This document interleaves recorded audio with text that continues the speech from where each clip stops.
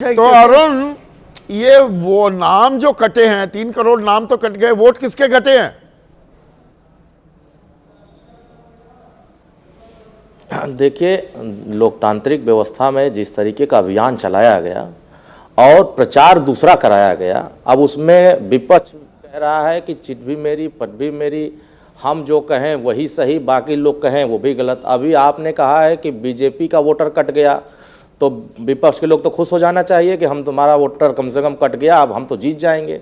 बात यह है कि वोटर कट किसका रहा है और ये किस इलाके का कट रहा है। ये सिर्फ विपक्ष नहीं आरोप लगा रहा, और आधी अधूरी तस्वीर रह जाती है अरुण भाई इसी चक्कर। योगी आदित्यनाथ ने भी तो कहा कि 4 करोड़ हमारे वोट कट रहे हैं। ये गड़बड़ जाला है क्या? मतलब चुनाव आयोग को जो निर्देश दे दिया जाए वो चुनाव आयोग कहीं भी किसी का भी वोट काट सकता है, बीजेपी का भी आए तो वोट कट सकता है। यही तो कहना चाह रहे हैं ना योगी आदित्यनाथ। कैसे कट सकता है? योगी आदित्यनाथ बताएं, वो तो या आप बताएंगे? को अपने समर्थकों को आगाह किया इन्होंने। अच्छा, नहीं, उन्होंने तो आगाह किया कि इस तरीके से सक्रियता कम मत करिए, सक्रियता बढ़ाए रखिए, ताकि किसी भी मतदाता का वोटर लिस्ट में नाम चढ़ने से छूट ना सके।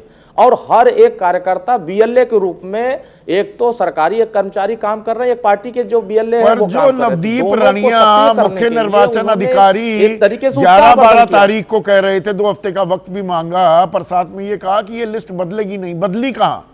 2 लाख नाम ही तो कम हुए, ऊंट के मुंह में जीरा समान है।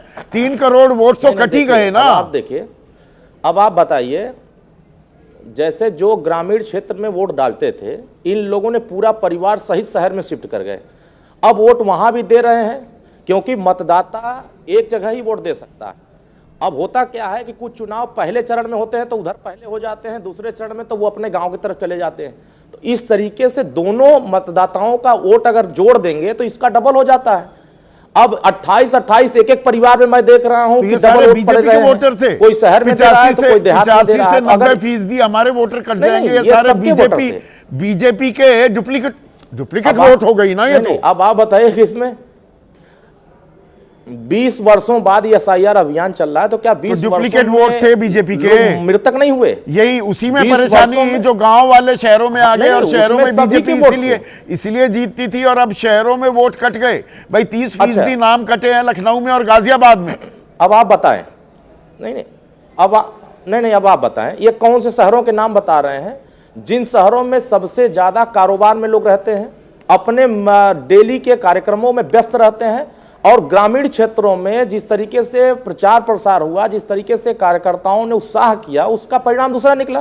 सुशील कुमार हैं, वाराणसी वासी हैं। यही आज का जो डिबेट है, उत्तर प्रदेश के ही हैं। अरुण भाई सुनिए, बहुत ही बेहतरीन सवाल पूछा है। एसआईआर के लिए सबसे ज्यादा समय यूपी में मिला 53 दिन का टाइम मिला ना, बाकी जगह तो 31 दिन था। वोट भी सबसे ज्यादा यूपी में कटे, क्या वजह है?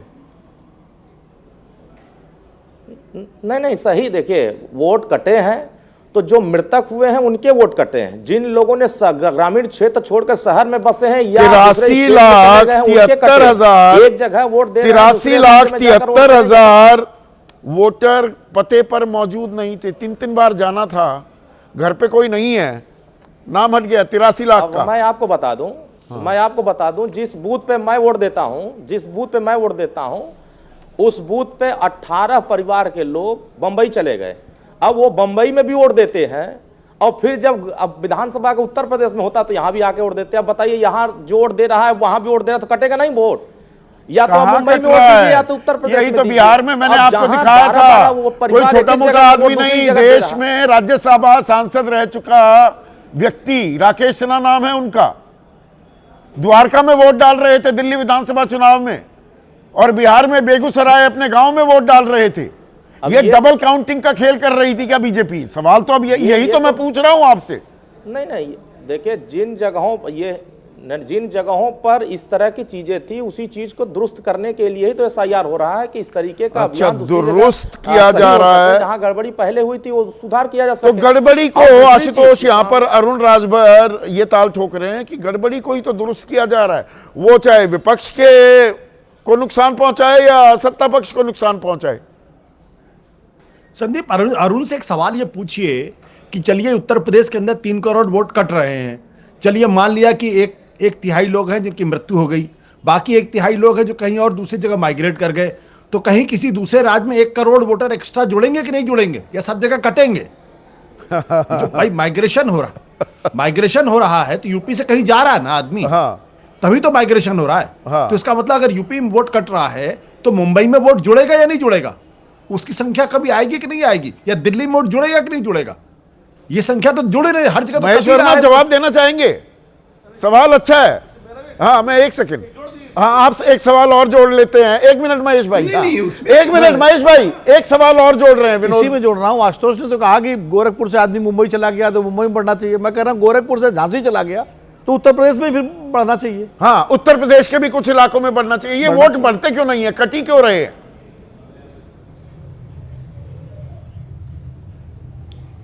नहीं, उसके ऊपर तो सवाल जो है, महाराष्ट्र में मुंबई में नाना पटोले से लेकर उनके हर्षवर्धन और तमाम नेताओं ने जो कंप्लेन दिए, उनके जवाब शायद ये पढ़ नहीं पाए हैं आशुतोष जी। इनको उनका जवाब भेज दीजिए कि वहां जो वोट बढ़े उसी के ऊपर सवाल खड़ा किया गया। कहां पे कांग्रेस वोट बढ़े? के लोग, यही था ना कि भाई ये वोट कैसे बढ़ गए।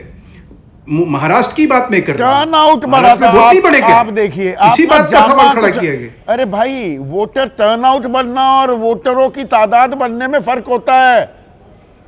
मतदाता भाई सूची क्या में बात कर रहे हो वोटरों संदीप का भाई? आंकड़ा आप बढ़ गया क्या? बौना बना के बौना मत बनाया करो। क्यों?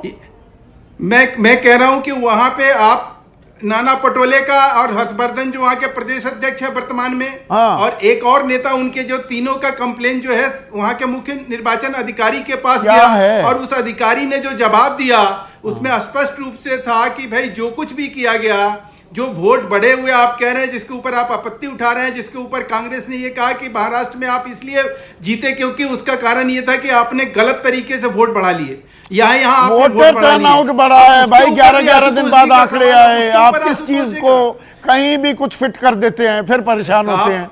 साहब मैं फिट नहीं कर रहा हूं, मैं फिट नहीं कर रहा हूं सर, माफ कीजिएगा, आप गलत वर्ड यूज करते हैं हमारे लिए। अच्छा। मैं आपको फिर कह रहा हूं, ये 3 नाम अगर मैं आपसे दोबारा प्रोग्राम में आऊंगा इस हाँ, चीज का तो ले आइएगा, ले आइएगा। आशुतोष, आपको जवाब ही वो ये दे रहे हैं कि नहीं वोटर तो बढ़े, वोटर टर्नआउट बढ़ा था कि वोटरों की तादाद बढ़ गई मतदाता सूची में? महेश जी को सवाल क्या था? महेश जी को जानकारी नहीं है कि 5 साल में महाराष्ट्र के अंदर 33 लाख वोटर बढ़े थे और 6 महीने के अंदर 49 लाख बढ़ गए थे। तो लोगों ने सवाल किया कि भाई 6 महीने में 49 लाख बढ़े और 5 साल में 33 लाख वोट बढ़े, ये तो एनॉमली है ना। हाँ, सवाल तो यही था। हाँ। दूसरी बात जो भी विनोद जी ने सवाल उठाया कि भाई लोग गांव से भी तो शहर की तरफ माइग्रेट कर रहे हैं। हाँ। तो चलिए हमारे गांव का वोटर कम हो गया, लेकिन जो नोएडा से आके, जो पड़ोस के दादरी के गांव से आके जो नोएडा में जुड़ा, तो जुड़ेगा कि नहीं जुड़ेगा? नहीं तो पर वो क्यों नहीं देखिए, दिखाई to be fair to Mahesh Varma, तो महेश वर्मा जो कह रहे थे वो ठीक कह रहे हैं कि वहां पर वोटर बढ़ गए। आप पूछ रहे थे महाराष्ट्र में, मुंबई में कैसे नहीं बढ़े, तो बढ़ गए। फिर तो महेश वर्मा बिल्कुल ठीक कह रहे हैं। नहीं, बट 6 महीने के अंदर अब ये तो अब आप मीन में कर रहे हैं, फिर तो महेश वर्मा ठीक कह रहे हैं। संदीप, सवाल ये उठा था कि 6 महीने में 49 लाख बढ़ गए और 5 साल में 33 लाख बढ़े। हाँ। ये एनॉमली है ना फिगर्स में। तो ये एनॉमली है। देखिए महेश वर्मा, परेशान मत होइएगा, मैं आपके लिए भी बैटिंग कर रहा था। अगर आपका आंकड़ा सही है तो मैं, ऐसी बात नहीं है, पर वो कहां मिला? गोरखपुर में वोट कट गए तो झांसी में बढ़ने चाहिए थे। महेश वर्मा, इसका भी जवाब दे दीजिए ना। संदीप भाई देखिए, जिन चीजों का जवाब आप हमसे मांग रहे हैं, इन चीजों का जवाब तो चुनाव आयोग ही देगा। हमारा जो चिंता, हमारी जो तो आप चुनाव आयोग के बन जाते हैं, वकील बन जाते हैं चुनाव आयोग के। अरे भाई, हम चुनाव आयोग के प्रवक्ता बनके कब हम तो ये कह रहे हैं कि बिहार में अखिलेश यादव आज ये बयान देने पे इसलिए मजबूर हुए हैं संदीप भाई कि चुनाव आयोग के ऊपर सवाल, लोकतंत्र के साख पे बट्टा लगाने वालों को जब मिली करारी हार, तो अखिलेश यादव को भी समझ में आ गया। चलिए, बाकी अभी जब ड्राफ्ट लिस्ट आएगी तो बहुत कुछ और सामने आएगा। ये एसआईआर का, मेरा पहला वाक्य ही इस कार्यक्रम का था, एसआईआर का सरदर्द। ये थमने का, ये दर्द देने का सिलसिला अभी लगातार जारी है और लोकतंत्र की सेहत को लेकर ये सवाल बहुत अहम है और ये सवाल हम पूछते रहेंगे आने वाले दिनों में भी। आज बस इतना ही।